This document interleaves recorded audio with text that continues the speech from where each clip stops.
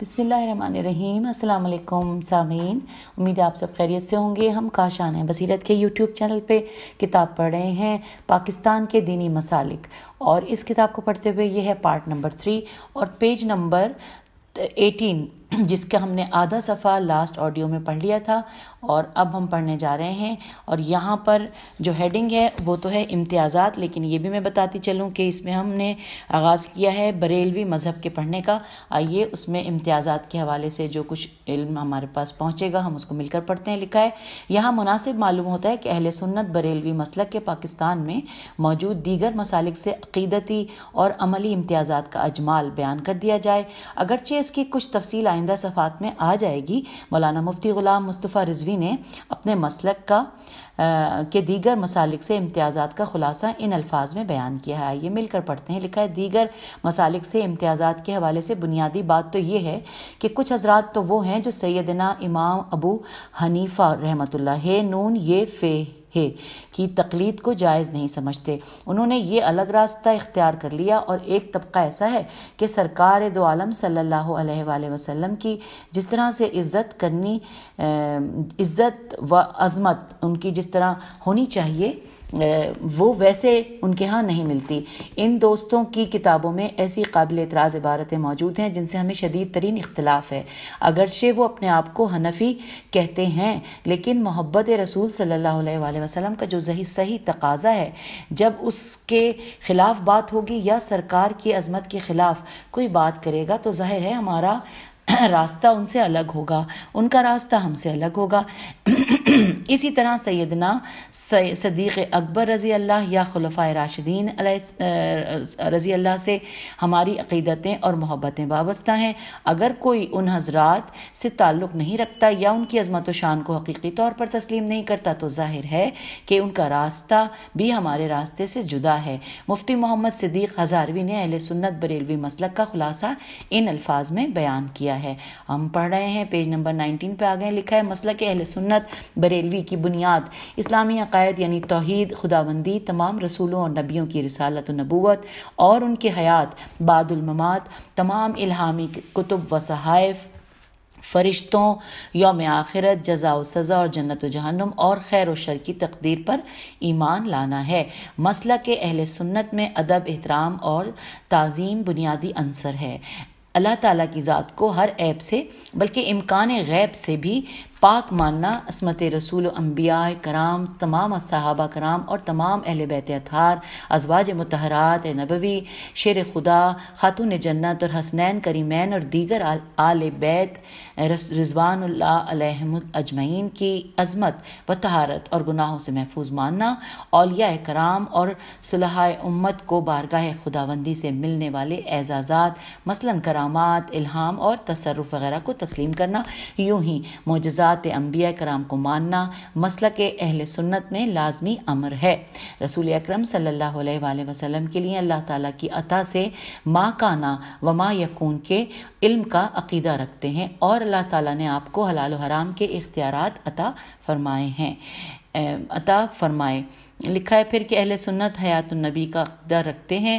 آپ صلی اللہ علیہ وآلہ وسلم اہل محبت کا درود شریف سن کر جواب دیتے ہیں، اور آپ صلی اللہ علیہ وآلہ وسلم امت کے اعمال سے آگاہ ہیں۔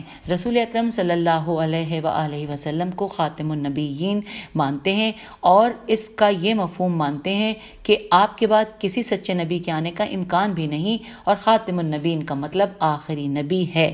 ختم نبوت کے منکرین کو دائرہ اسلام سے خارج سمجھتے ہیں۔ رسول اکرم صلی اللہ علیہ وآلہ وسلم، صحابہ کرام اور اہل بیت اطہار کی گستاخی کو ایمانی تقاضوں سے متصادم سمجھا جاتا ہے۔ بالخصوص رسول اکرم صلی اللہ علیہ وآلہ وسلم کا گستاخ اہل سنت کے نزدیک دائرہ اسلام سے خارج ہے۔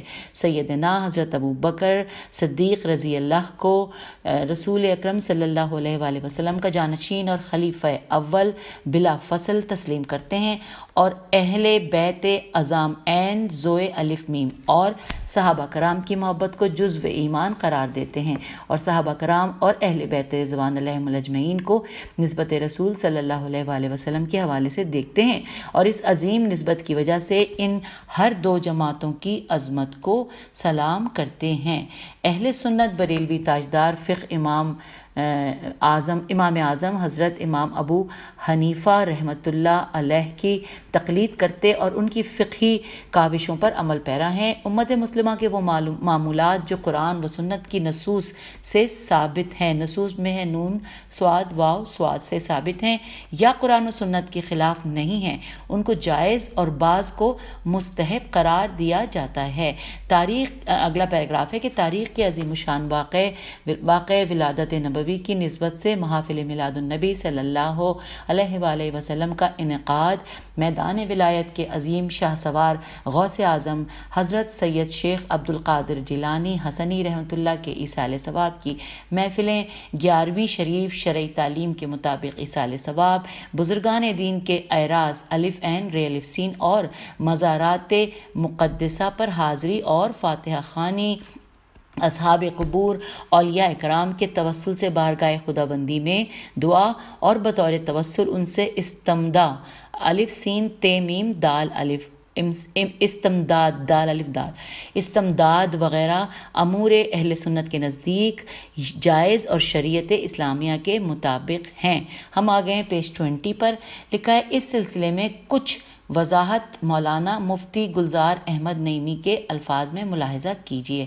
لکھا ہے ہماری ایک جماعت صوفیہ کی جماعت ہے، اس کا برصغیر میں صدیوں سے کام اور اثر ہے۔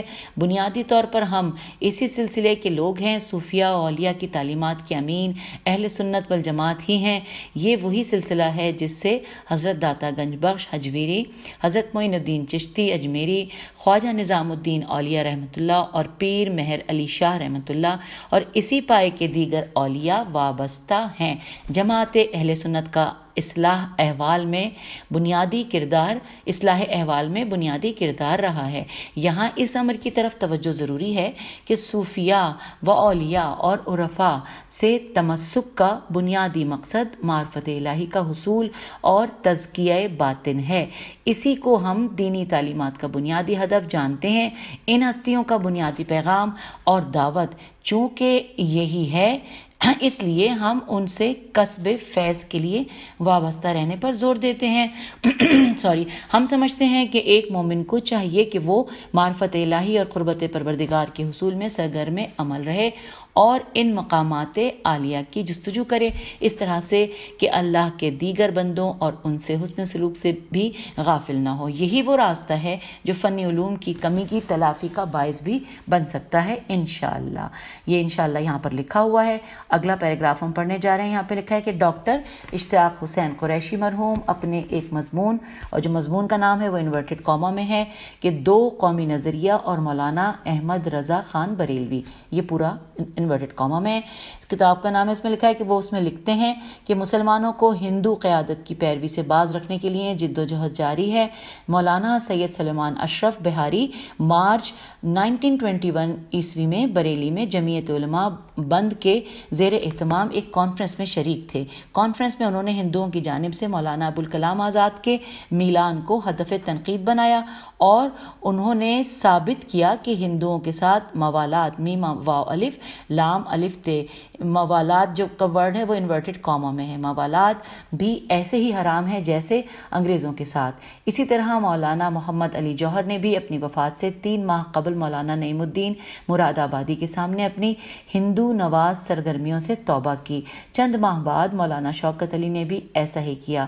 اس سے بخوبی واضح ہو جاتا ہے کہ بریلوی مکتب فکر سے متعلق علماء مسلمانوں کے لیے کانگریس کی قیادت کے خلاف تھے، کیونکہ انہیں یہ یقین تھا کہ اس سے مسلمان بتدریج اپنے مذہبی تشخص سے محروم ہو جائیں گے اور وہ ہندوؤں کے عقائد اور روایات قبول کر لیں گے۔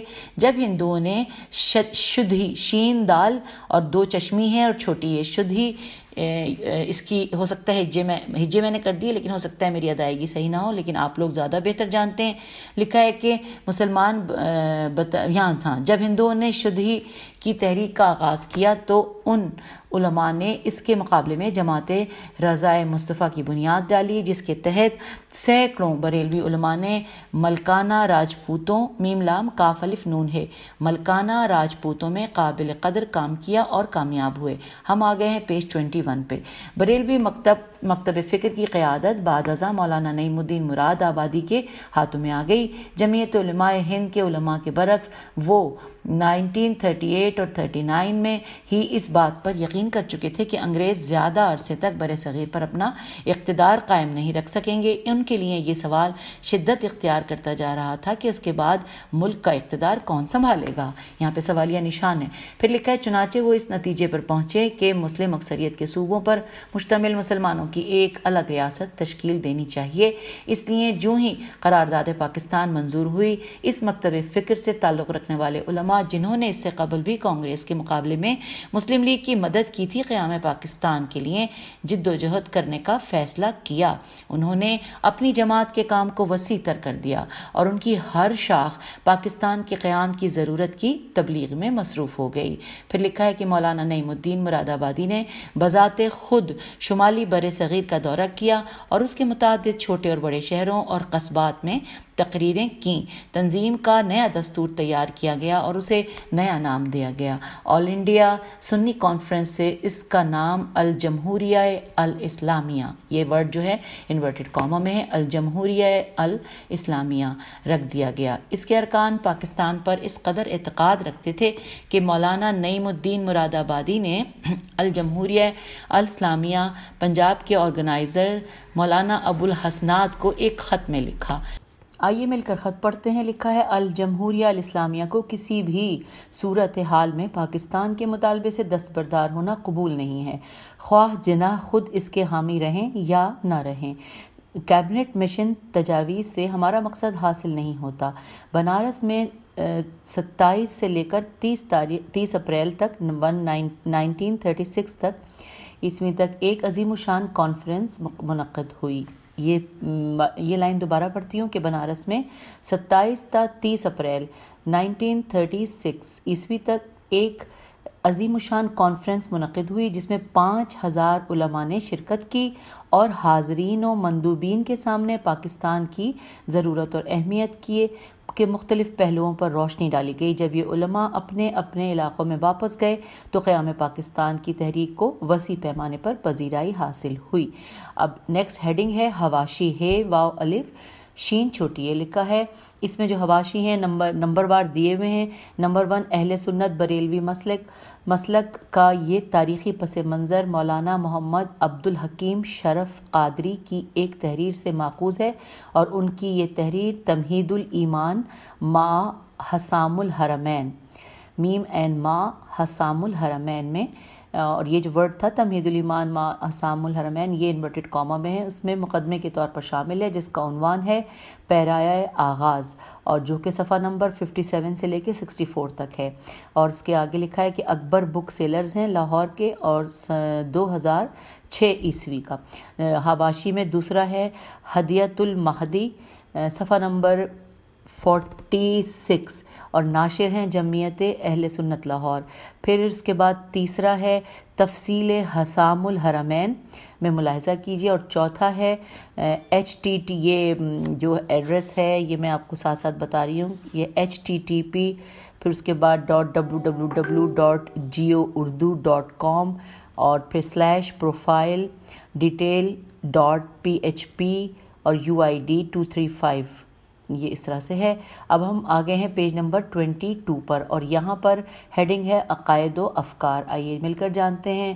سب سے پہلے اس میں لکھا ہے ایمان، آگے تفصیل سے پڑھتے ہیں۔ لکھا ہے اہل سنت اور ساتھ میں لکھا ہے بریلوی، جو بریکٹ میں لکھتے ہیں یہ ہمیشہ یہاں پہ کتاب میں، تو لکھا جا رہا ہے اہل سنت بریلوی کے عقائد کی قدر تفصیل بیان کرنے سے پہلے اجمالی طور پر ان کے نزدیک جن امور پر ایمان رکھنا ضروری ہے ہم انہیں بیان کرتے ہیں۔ مولانا سید محمد نعیم الدین مراد آبادی ایمان کا بیان، یہ جو ورڈ ایمان کا بیان ہے یہ انورٹڈ کاما میں ہے، ایمان کا بیان کے زیر عنوان لکھتے ہیں کہ وہ تمام امور جو حضور نبی کریم صلی اللہ علیہ وآلہ وسلم اللہ تعالیٰ کی طرف سے لائے اور جن کی نسبت یقینی معلوم ہے کہ یہ دین مصطفیٰ صلی اللہ علیہ وآلہ وسلم سے ہیں، ان سب کی تصدیق کرنا اور دل سے ماننا ایمان ہے۔ جیسے اللہ تعالیٰ کی وحدانیت، تمام انبیاء علیہ السلام کی نبوت، حضور نبی کریم صلی اللہ علیہ وآلہ وسلم کا خاتم النبیین ہونا، یعنی یہ اعتقاد کہ حضور صلی اللہ علیہ وآلہ وسلم سب میں آخری نبی ہیں، حضور صلی اللہ علیہ وآلہ وسلم کے بعد کسی کو نبوت نہیں مل سکتی۔ اسی طرح حشر نشر، جنت و دوزخ وغیرہ کا اعتقاد اور زبان سے اقرار بھی ضروری ہے، مگر حالت اکراہ الف کاف رے الف ہے میں جبکہ خوف جان ہو اور اس وقت اگر تصدیق میں کچھ خلل نہ آئے تو وہ شخص مومن ہے، اگرچہ اس کو بحالت مجبوری زبان سے کلمہ کفر کہنا پڑا ہو، مگر بہتر یہی ہے کہ ایسی حالت میں بھی کلمہ کفر زبان پر نہ لائے۔ گناہ کبیرہ کرنے سے آدمی کافر اور ایمان سے خارج نہیں ہوتا، شرک و کفر کبھی نہ بخشے جائیں گے اور مشرک و کافر کی ہرگز مغفرت نہ ہوگی۔ ان کے سوا اللہ تعالیٰ جس گناہ کو چاہے گا اپنے مقربوں کی شفاعت سے یا محض اپنے کرم سے بخشے گا۔ شریک یہ ہے کہ اللہ کے سوا کسی اور کو خدا یا مستحق عبادت سمجھے، اور کفر یہ ہے کہ ضروریات دین یعنی وہ امور جن کا دین مصطفیٰ صلی اللہ علیہ وآلہ وسلم سے ہونا بیقین معلوم ہو، ان میں سے کسی کا انکار کرے۔ اب آگے چلتے ہیں، پھر لکھا ہے کہ ایمان کا خلاصہ شیخ عبدالحق دہلوی نے ان الفاظ میں بیان کیا ہے۔ آئیے مل کر پڑھتے ہیں کہ اللہ تعالیٰ کی وحدانیت اور حضور صلی اللہ علیہ وآلہ وسلم کی رسالت کا قلبی طور پر یقین کرنے کا نام ایمان ہے، اور ان دونوں چیزوں کا زبان سے اقرار کرنا بھی ضروری ہے۔ دل سے یقین کرنا ایمان کی حقیقت ہے اور زبان سے تصدیق کرنا ایمان کی علامت ہے، کیونکہ زبان دل کی ترجمان ہوتی ہے اور زبان کے اقرار کے بغیر دل کا حال معلوم نہیں ہو سکتا۔ ظاہری احکام کا جاری کرنا زبان ہی کا کام ہے۔ اگر کوئی انسان گونگا ہو یا کوئی شخص زبردستی سے کوئی کلمہ کفر کہلائے مگر اس کے دل میں ایمان ہو یا قلبی یقین کے باوجود اسے زبانی اقرار کی فرصت نہیں ملی اور اس سے پہلے ہی موت نے آ لیا، تو ایسی صورت میں زبانی اقرار شرط ایمان نہیں۔ اب یہاں پر کچھ حوالہ جات بھی دیے ہوتے ہیں، 1 2 3 جس طرح حاشیے میں پڑھتے ہیں، لیکن اس وقت یہاں پہ کہیں بھی حاشیہ میری نظر سے گزرا نہیں ہے، لیکن جس وقت بھی اگر ایسا ہوا کہ وہ حاشیہ نظر آیا تو میں ضرور حوالے کے ساتھ آپ لوگوں کے ساتھ شیئر کروں گی۔ اور اب ہم آگے ہیں پیج نمبر 23 پر، اور یہاں پر ہیڈنگ ہے توحید۔ لکھا ہے عقائد کا بیان معرفت خدا سے شروع ہوتا ہے اور اس کے بعد اللہ تعالیٰ کی توحید اور پھر اس کی صفات کو بیان کیا جاتا ہے۔ اہل سنت بریلوی کے نامور عالم مولانا سید محمد نعیم الدین مراد آبادی، اب کتاب کا نام انورٹڈ کاما میں ہے، کتاب العقائد میں معرفت خدا، عقیدہ توحید اور صفات خدا کے بیان میں کہتے ہیں، آئیے ہم مل کے پڑھتے ہیں کہ دنیا کی ہر چیز عدلتی بدلتی رہتی ہے اور کبھی نہ کبھی فنا ہو جائے گی۔ کسی نہ کسی وقت وہ پیدا ہوئی تو ضرور ان سب چیزوں کا کوئی پیدا اور ناپید کرنے والا ہے، اس کا نام پاک ہے اور نام پاک اللہ ہے، وہ ہمیشہ سے ہے اور ہمیشہ رہے گا، وہی تمام جہان کا بنانے والا ہے۔ آسمان، زمین، چاند، تارے، آدمی، جانور اور جتنی چیزیں ہیں سب کو اسی نے پیدا کیا، وہی پالتا ہے، سب اسی کے محتاج ہیں، روزی دینا، جلانا، مارنا اس کے اختیار میں ہے، وہ سب کا مالک ہے، جو چاہے کرے، اس کے حکم میں کوئی دم نہیں مار سکتا، اور وہ ہر کمال و خوبی کا جامع اور ہر غیب و نقصان اور برائی سے پاک ہے۔ وہ ظاہر اور چھپی چیز کو جانتا ہے، کوئی چیز اس کے علم سے باہر نہیں، جیسے اس کی ذات ہمیشہ سے ہے، اس کی تمام صفات بھی ہمیشہ سے ہیں، جہاں کی ہر چیز اس کی پیدا کی ہوئی ہے۔ ہم سب اس کے بندے ہیں اور ہم پر ہمارے ماں باپ سے زیادہ مہربان، رحم فرمانے والا، گناہ بخشنے والا اور توبہ قبول کرنے والا ہے۔ اس کی پکڑ نہایت سخت ہے، جسے وہ نہ چھوڑے چھوٹ نہیں سکتا۔ عزت ذلت اس کے اختیار میں ہے، جسے چاہے عزت دے، جسے چاہے ذلیل کرے، جسے چاہے امیر کرے، جسے چاہے فقیر کرے۔ وہ جو کچھ کرتا ہے وہی حکمت اور انصاف ہے۔ وہ مسلمانوں کو جنت عطا فرمائے گا اور کافروں پر دوزخ میں عذاب کرے گا۔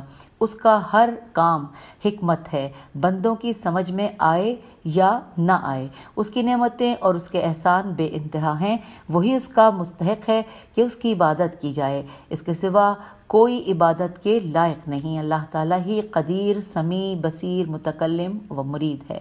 نہ وہ کسی کا باپ ہے، نہ بیٹا، اور نہ اس کا کوئی رشتہ دار ہے، اور وہ سب سے بے نیاز ہے۔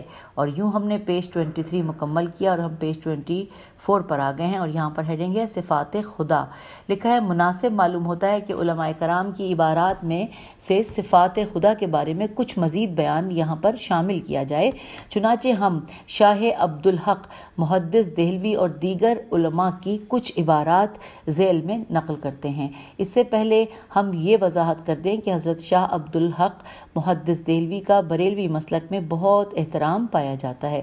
یہی وجہ ہے کہ ان کی کتاب تکمیل الایمان پر مولانا احمد رضا خان بریلوی نے تعلیقات و حواشی لکھے ہیں۔ شاہ عبدالحق محدث دہلوی اللہ کے خالق ہونے کے بیان میں کہتے ہیں، عالم کا کوئی نہ کوئی بنانے والا خالق ضرور ہے، جس نے اسے معدوم میم عین دال واو میم معدوم سے موجود بنایا، کیونکہ جب عالم حادث ہے اور حادث اسی کو کہتے ہیں جو عدم کے بعد وجود میں آیا ہو، لہٰذا حادث کو عدم سے وجود میں لانے کے لیے ایک قدیم ذات کا ہونا ضروری ہے، کیونکہ اگر حادث خود بخود رونما ہو سکتا تو اسے حادث نہیں بلکہ قدیم کہا جائے گا، کیونکہ یہ عالم ہمیشہ سے نہیں تو اسے کسی نے معدوم سے موجود بنایا اور پیدا کیا ہے، اور بریکٹ میں لکھا ہے کہ اور وہی اس کا خالق ہے۔ اب اگلے پیراگراف میں لکھا ہے کہ شیخ عبدالحق محدث دہلوی خدا کے قدیم ہونے کے بارے میں اپنا عقیدہ ان الفاظ میں بیان کرتے ہیں۔ آئیے ہم پڑھتے ہیں کہ وہ ہمیشہ سے ہے، عالم کو پیدا کرنے والا قدیم ہونا چاہیے، اگر وہ حادث ہوگا تو وہ عالم کی ایک مخلوق ہوگی، اس صورت میں وہ خالق نہیں ہو سکتا، اس کا وجود واجب ہے اور بذات خود قائم ہے، اسے کسی دوسری ذات کی محتاجی نہیں ہے، کیونکہ غیر کا محتاج تو خدا ہونے کے لائق ہی نہیں ہے۔ اور یہاں پہ حوالہ آگے جو دیا ہوا اس پہ آگے نمبر 5 لکھا ہے، ہمیں کہیں ملے گا تو ہم پڑھیں گے۔ آگے چلتے ہیں، پھر لکھا ہے کہ وہ اللہ تعالیٰ کی چند مزید صفات کی طرف یوں اشارہ کرتے ہیں، وہ زندہ، داتا، قادر اور صاحب اختیار ہے، وہ جو کچھ کرتا ہے اپنے ارادے اور اختیار سے کرتا ہے، اسے کسی قسم کا جبر یا اضطرار نہیں ہوتا۔ یہ صفات کسی حد تک اب جو آگے ورڈ ہے وہ بریکٹ میں ہے کہ حیات، علم، قدرت اور ارادہ، یہ ساری چیزیں بریکٹ میں ہیں۔ اب یہ میں جملہ دوبارہ سے پڑھتی ہوں۔ لکھا ہے کہ یہ صفات کسی حد تک حیات، علم، قدرت اور ارادہ اس کی مخلوق میں بھی پائی جاتی ہیں۔ اگر وہ ان صفات کو بدرجہ اتم نہ رکھتا تو اپنی مخلوقات کو ان صفات سے کیسے نوازتا ہے؟ وہ متکلم، سمیع و بصیر ہے، گونگا بہرا خدا ناقص ہوتا ہے، حالانکہ خدا ہر قسم کے نقص سے پاک ہے، اس کی صفتیں اس کی ذات کی طرح قدیم اور باقی ہیں۔ اور اس کے آگے بریکٹ میں حوالہ میں 6 نمبر لکھا ہے، کہیں ملے گا 6 نمبر تو آپ کو بتاؤں گی۔ اس کے آگے ہیڈنگ ہے قیامت کے دن دیداری خداوندی۔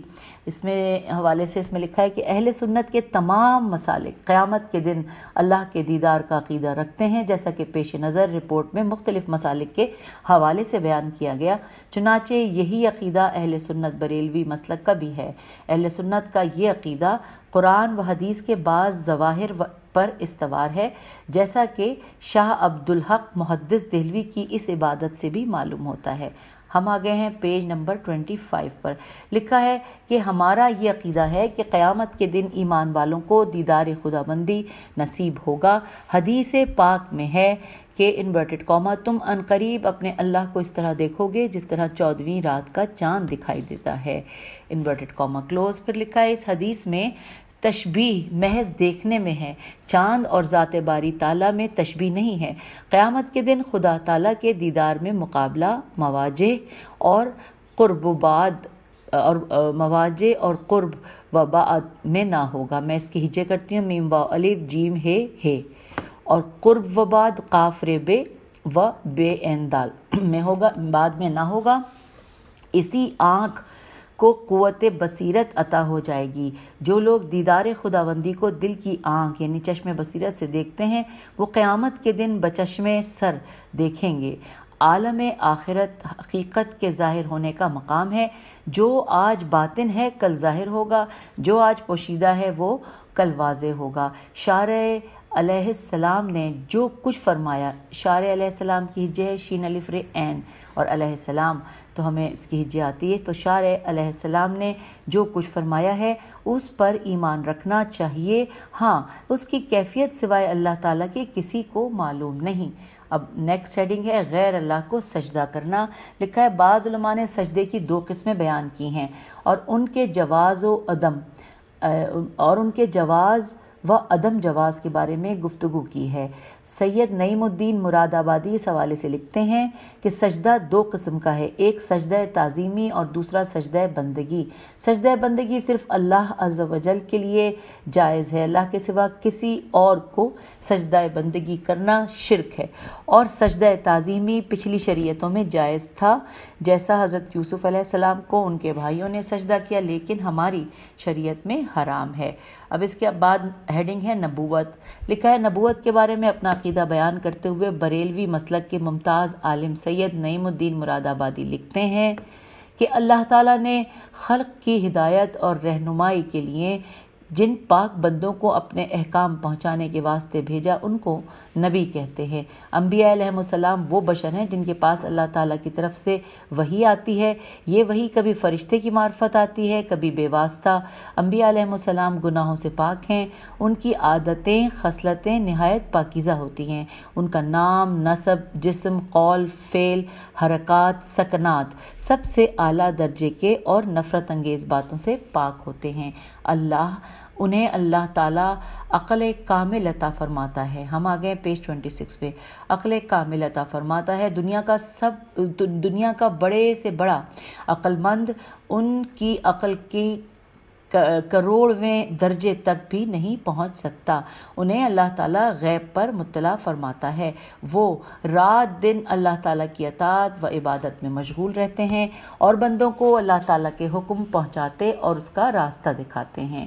نیکسٹ پیراگراف میں لکھا ہے کہ نبوت بہت بلند اور بڑا مرتبہ ہے، کوئی شخص یہ مرتبہ عبادت وغیرہ سے حاصل نہیں کر سکتا، چاہے عمر بھر روزہ دار رہے، رات بھر سجدوں میں رویا کرے، تمام مال و دولت خدا کی راہ میں صدقہ کر دے، اپنے آپ اس کے دین پر فدا ہو جائے، مگر اس سے وہ نبوت نہیں پا سکتا۔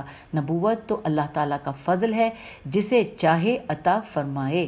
نبی کی فرما برداری فرض ہے۔ انبیاء علیہ السلام تمام مخلوق سے افضل ہیں، ان کی تعظیم و توقیر فرض اور ان کی ادنا توہین یا تکذیب کفر ہے۔ آدمی جب تک ان سب کو نہ مانے مومن نہیں ہو سکتا۔ اللہ تعالیٰ کے دربار میں انبیاء علیہ السلام کی بہت عزت و مرتبت ہے، وہ اللہ تعالیٰ کے پیارے ہیں۔ ان انبیاء علیہ السلام میں سے جو نئی شریعت لائے ان کو رسول کہتے ہیں۔ تمام انبیاء علیہ السلام اپنی قبروں میں زندہ ہیں جیسے دنیا میں تھے، ایک آن کے لیے ان پر موت آئی پھر وہ زندہ ہو گئے۔ دنیا میں سب سے پہلے آنے والے نبی آدم علیہ السلام ہیں، جن سے پہلے آدمیوں کا سلسلہ نہ تھا۔ سب سے پہلے اللہ تعالیٰ نے انہیں اپنی قدرت کاملہ سے بے ماں باپ کے پیدا کیا اور اپنا خلیفہ بنایا اور علم اسماء عنایت کیا۔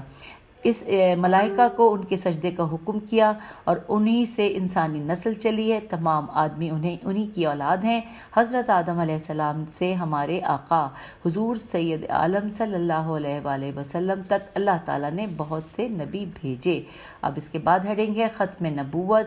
اہل سنت اور اہل تشیع کے تمام گروہوں اور مسلکوں کا حضرت محمد مصطفیٰ صلی اللہ علیہ وآلہ وسلم پر نبوت کی تمام صورتوں کے خاتمے پر ایمان ہے۔ چنانچہ اہل سنت اور بریلوی کے عقائد کی تقریباً تمام کتب میں اس مسئلے کو واضح الفاظ میں بیان کیا گیا ہے۔ چنانچہ شیخ عبدالحق محدث دہلوی لکھتے ہیں کہ سب انبیاء سے پہلے نبی حضرت آدم سب انبیاء سے پہلے نبی حضرت آدم علیہ السلام ہیں اور سب کے آخرین یعنی خاتم النبیین حضرت محمد مصطفیٰ صلی اللہ علیہ وآلہ وسلم ہیں۔ اللہ تعالیٰ نے فرمایا کہ رسول اللہ صلی اللہ علیہ وآلہ وسلم کے اللہ کے آخری رسول ہیں۔ حضرت صلی اللہ علیہ وآلہ وسلم کی پیغمبری سے دین کا کامل کرنا اور مکارم اخلاق کا پورا کرنا مقصود تھا۔ جب یہ مقصد پورا ہو گیا اور اخلاق مکمل ہو گئے تو حضور کے بعد کسی پیغمبر کی ضرورت نہ رہی۔ اور اب ہم آ گئے ہیں پیج نمبر 27 پر۔ لکھا ہے مولانا سید محمد نعیم الدین مراد آبادی نے بھی اس مسئلے پر اپنا نقطہ نظر وضاحت سے بیان کیا ہے۔ انہوں نے حضرت صلی اللہ علیہ وآلہ وسلم کی دیگر تمام انبیاء پر ہر لحاظ سے فضیلت کو بھی بیان کیا ہے۔ چنانچہ وہ لکھتے ہیں کہ انبیاء علیہ السلام کے مراتب میں فرق ہے، بعض کے رتبے بعض سے اعلیٰ ہیں۔ سب سے بڑا رتبہ ہمارے آقا و مولا سید الانبیاء محمد مصطفیٰ صلی اللہ علیہ وآلہ وسلم کا ہے۔ حضور پاک صلی اللہ علیہ وآلہ وسلم خاتم النبیین ہیں۔ اللہ تعالیٰ نے نبوت کا سلسلہ حضور پاک صلی اللہ علیہ وآلہ وسلم پر ختم فرمایا۔ تمام انبیاء علیہ السلام کو جو کمالات جدا جدا عنایت ہوئے وہ سب اللہ تعالیٰ نے حضور صلی اللہ علیہ وآلہ وسلم کی ذات عالی میں جمع فرما دیے، اور حضور اکرم صلی اللہ علیہ وآلہ وسلم کے خاص کمالات بہت زائد ہیں۔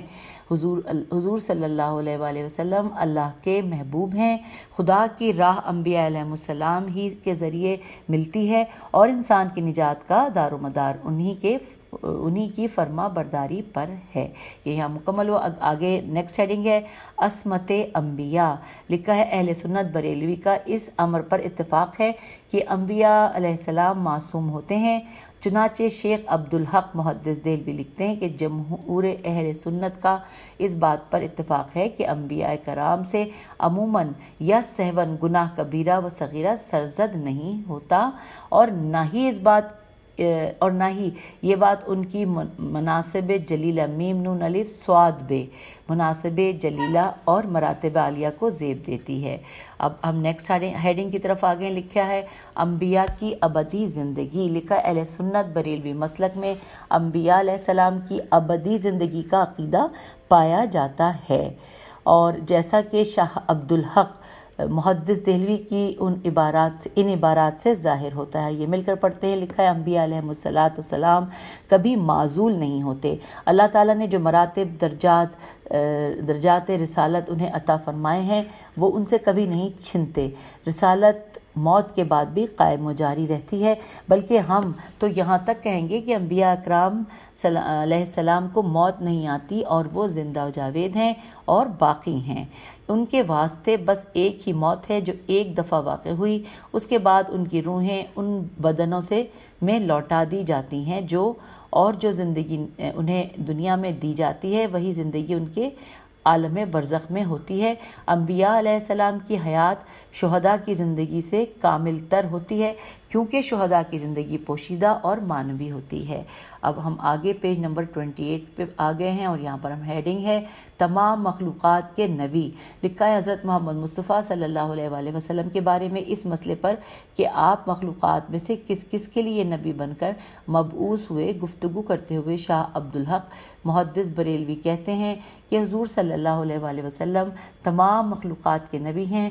جن و انس تمام آپ کے لوائے نبوت کے زیر سایہ ہیں، اور یہی وجہ لوائے نبوت جو ہے وہ میرے خیال ہے کہ لوا پرچم کو کہتے ہیں، جہاں تک میری سمجھ ہے، لیکن یہ غلط بھی ہو سکتی ہے، آپ لوگ مجھ سے بہتر جانتے ہیں۔ آگے چلتے ہیں۔ لکھا ہے یہی وجہ ہے کہ آپ کو رسول الثقلین کہا جاتا ہے۔ آپ کی خدمت میں جنات کا آنا، قرآن سننا، ایمان لانا اور پھر اپنے ساتھیوں کو قرآن کی تعلیم دینا، تو ساری چیزیں قرآن پاک میں موجود ہیں۔ اکثر علماء کی رائے ہے کہ عام جن اور انسانوں پر آپ صلی اللہ علیہ وآلہ وسلم کی نبوت آپ کا خاصہ ہے۔ اب نیکسٹ ہیڈنگ آ گئی ہے افضل الانبیاء۔ لکھا ہے دیگر مسلمانوں کی طرح سے اہل سنت بریلوی مسلک کا بھی یہی نظریہ ہے کہ حضرت صلی اللہ علیہ وآلہ وسلم تمام انبیاء سے افضل ہیں، جیسا کہ شاہ عبدالحق محدث دہلوی لکھتے ہیں کہ حضرت محمد رسول اللہ صلی اللہ علیہ وآلہ وسلم تمام انبیاء سے افضل ہیں۔ حضور ہی کو نبوت ظاہری معجزوں اور مکمل نشانیوں سے ثابت ہوئی، جن کی نقل تواتر کے ذریعے تواتر کے درجے تک پہنچتی ہے۔ ہر ایک نبی اکرم صلی اللہ علیہ وآلہ وسلم کے معجزے ایک دو مقاصد کے لیے ظاہر ہوئے، مگر دوبارہ پڑھتی ہوں، ہر ایک نبی کے معجزے ایک دوسرے مقاصد کے لیے ظاہر ہوئے، مگر نبی اکرم صلی اللہ علیہ وآلہ وسلم کے معجزات تمام مقاصد کے لیے دلیل نبوت بن کر آئے۔ اس سے یہ بھی ثابت ہوتا ہے کہ حضور صلی اللہ علیہ وآلہ وسلم کا تصرف تمام اجزائے عالم پر تھا۔ زمین، آسمان، ملک، ملکوت، غرضیے کے جو کمالات سابقہ انبیاء کی ذات مقدسہ میں انفرادی طور پر پائے جاتے تھے، رسول اللہ صلی اللہ علیہ وآلہ وسلم میں اجتماعی طور پر بدرجہ اتم پائے گئے۔ اب اس کے نیچے لکھا ہے کہ حضور صلی اللہ علیہ وآلہ وسلم نے فرمایا کہ میں اولاد آدم کا سردار ہوں اور یہ